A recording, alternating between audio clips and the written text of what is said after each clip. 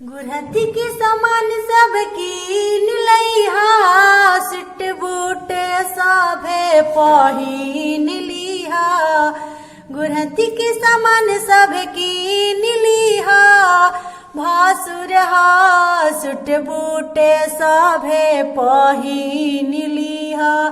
गुरहथी के सामान सब कीन लिहा, भासुर कोट पैंट पहिन लिहा।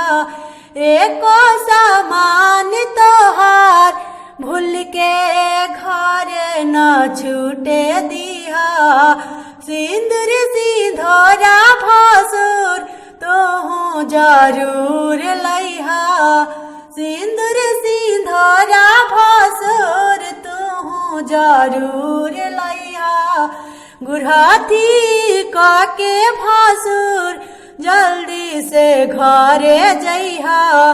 मंडप खूब सजवले बानी, लाइट बत्ती लगवले बानी। मंडप खूब सजवले बानी, लाइट बत्ती लगवले बानी। दीदी के अपना भासुर हो चौका पे बैठवले बानी।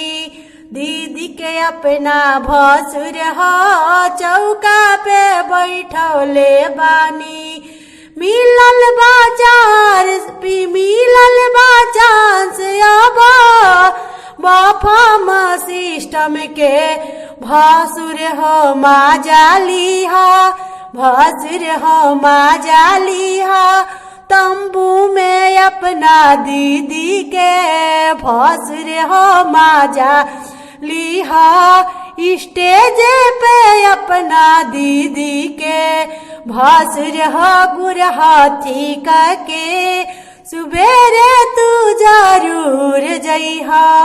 भासुर हो गुरहथी के सुबेरे तू जरूर जइहा। भासुर हो टाइम से मंडप में चल आइहा। भासुर हो टाइम से तू मड़वा में चल आइहा। हरवा हासुलिया लइहा, सिकड़ी और ढोलना लइहा। हरवा हासुलिया लइहा, सिकड़ी और ढोलना लइहा। पेन्हा के तू दीदी के, पेन्हा के तू दीदी के भासुर हो चल जइहा।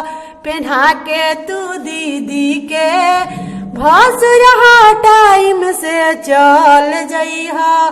भासुर हो टाइम से चल जइहा। गुरहथी के सामान सब कीन लइहा। गुरहथी के सामान सब कीन लइहा।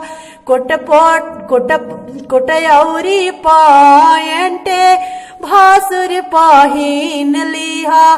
सुटे बूटे सभे भासुर तू पहिन लिहा।